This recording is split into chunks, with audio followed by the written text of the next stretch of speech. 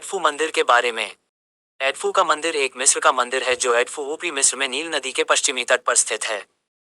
शहर को coin Greek में हेलेनिस्टिक काल में और लैटिन में मुख्य देवता होरस के नाम पर अपोलोनोपोलिस मैग्ना के रूप में जाना जाता था, जिसे व्याख्या ग्रेका के तहत अपोलो के रूप में पहचाना गया था। यह मिस्र में सबसे अच्छे संरक्षित मंदिरों में से एक है।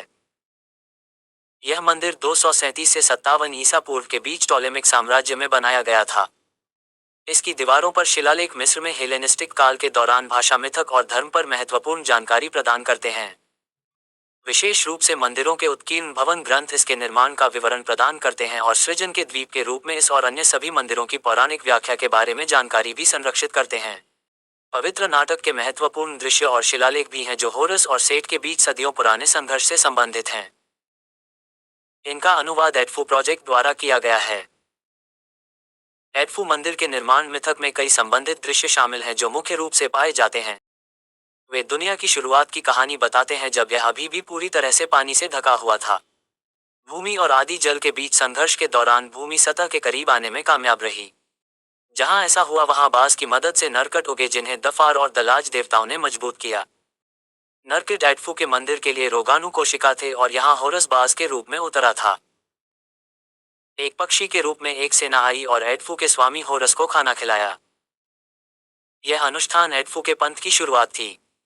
सांप जैसे एपोफिस ने सृष्टि में बाधा डालने की कोशिश की। होरस डर से कांप उठा, फिर भी पट्टा के रूपों में से एक भाला बचाव के लिए आया।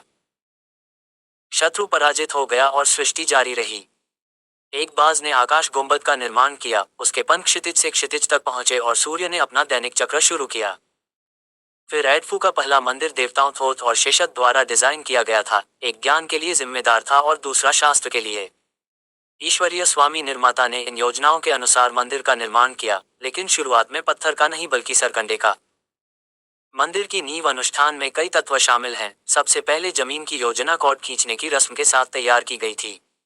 जब निर्माण पूरा हो गया तो राजा ने मंदिर को देवताओं की त्रिमूर्ति को सौंप दिया। इमारत को बाहरी खतरों से बचाने के लिए 60 देवताओं ने मंदिर के चारों ओर एक जीवित दीवार बनाई। इतिहास। एडफू टॉलेमिक साम्राज्य के दौरान बनाए गए कई मंदिरों में से एक था, जिसमें डेंडेरा मंदिर परिसर, एस्ना, कोमोम्बो और फिले का मंदिर भी शामिल था। इसका आकार उस समय की सापेक्ष समृद्धि को दर्शाता है। वर्तमान मंदिर, जिसका निर्माण 823-237 बीसी में शुरू हुआ था, शुरू में इसमें एक स्तंभित हॉल, 2 अनुप्रस्थ हॉल और चैपल से घिरा एक बाघ अभयारण्य शामिल था। यह इमारत टॉलेमी 3 यूगेट्स के शासनकाल के दौरान शुरू की गई थी और टॉलेमी 12 ऑलेट्स के तहत 57 ईसा पूर्व में पूरी हुई थी। ये होरस को समर्पित एक पुराने छोटे मंदिर की जगह पर बनाया गया था, हालांकि पिछली संरचना वर्तमान स्थल की तरह उत्तर दक्षिण की बजाय पूर्व पश्चिम की ओर उन्मुख थी।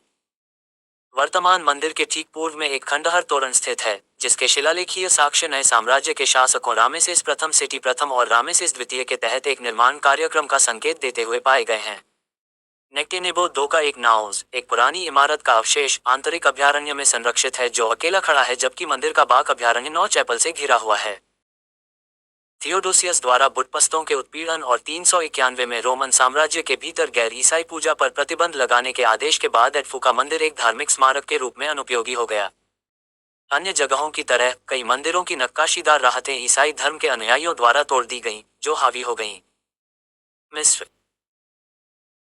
आज दिखाई देने वाले हाइपोस्टाइल हॉल की काली छत को धार्मिक छवि को नष्ट करने के उद्देश्य से की गई आगजनी का परिणाम माना जाता है, जिसे तब बुतपस्त माना जाता था। सदियों से मंदिर बहती रेगिस्तानी रेत और नील नदी द्वारा जमा की गई गाद की परतों के नीचे 12 मीटर 39 फीट की गहराई तक दब गया। स्थानीय निवासियों ने सीधे पूर्व मंदिर के मैदान पर घर बनाए। 1798 तक मंदिर के तोरणों की केवल ऊपरी पहुंच ही दिखाई दे रही थी, जब एक फ्रांसीसी अभियान द्वारा मंदिर की पहचान की गई थी। 1860 में एक फ्रांसीसी मिस्र विज्ञानी ऑगस्टे मैरियट ने एडफू मंदिर को रेत से मुक्त कराने का काम शुरू किया।